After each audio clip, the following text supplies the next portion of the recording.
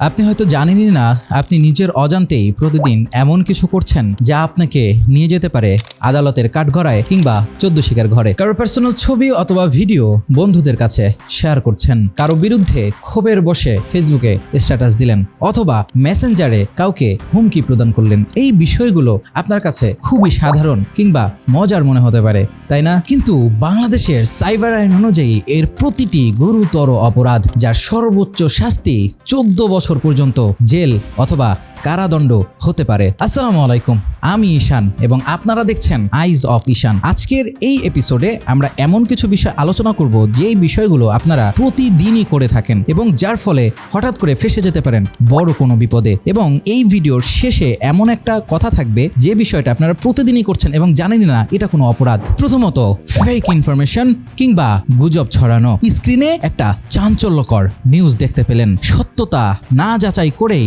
Share বাটনে চেপে দিলেন। কিন্তু আপনি কি জানেন এই তথ্য যদি মিথ্যা হয় এবং এর ফলে যদি সমাজে কোনো বিশৃঙ্খলা তৈরি হয়, তাহলে আসল অপরাধীর সাথে সাথে আপনিও সমান অপরাধী এবং এর ফলে আপনার 3 বছরের কারাদণ্ড এবং 3 লক্ষ টাকা জরিমানা হতে পারে। তাই কোনো কিছু শেয়ার করার আগে অবশ্যই ভালো করে যাচাই করে নেবেন। দ্বিতীয়ত, ব্যক্তিগত রাগ কিংবা প্রতিহিংসা মেটাতে কাউকে ট্রল করা অথবা রোস্টিং ভিডিও বানানো অথবা কমেন্টে কাউকে বাজে মন্তব্য করা এখন এক শ্রেণীর মানুষের নিত্যদিনের কাজ হয়ে দাঁড়িয়েছে। মনে রাখবেন, কারো সম্মানহানি করা কোনো বিনোদন হতে পারে না, এটি সরাসরি একটি অপরাধ। আর এই অপরাধের জন্য আপনাকে গুনতে হতে পারে সর্বোচ্চ 5 লক্ষ টাকা পর্যন্ত জরিমানা, আর সাথে থাকছে 3 বছরের কারাদণ্ড। তাই খেয়াল রাখবেন, ক্ষণিকের রাগ যেন আপনার সারা জীবনের আফসোস না হয়ে দাঁড়ায়। তৃতীয়ত এবং সবথেকে জঘন্যতম বিষয় হচ্ছে কারো অনুমতি ছাড়া কারো পার্সোনাল ভিডিও অথবা পিকচার্স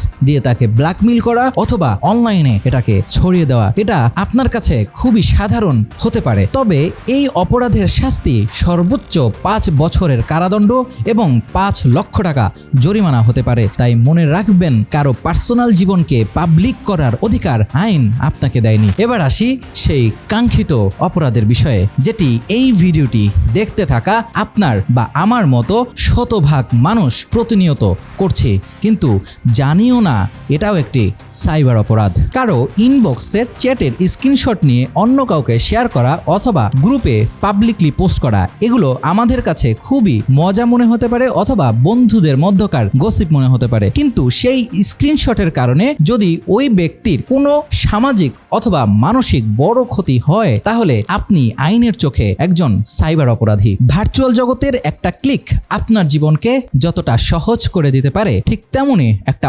অসচেতন ক্লিক আপনার জীবনের স্বাধীনতা কেড়ে নিতে পারে। তাই ভাবুন একবার শেয়ার করার আগে, ভাবুন কাউকে ব্ল্যাকমেইল করার আগে, বারবার ভাবুন অনলাইনে কোনো ভুল করার আগে। সচেতন থাকুন, সুরক্ষিত থাকুন। আল্লাহ হাফিজ। Stay with eye of Ishan.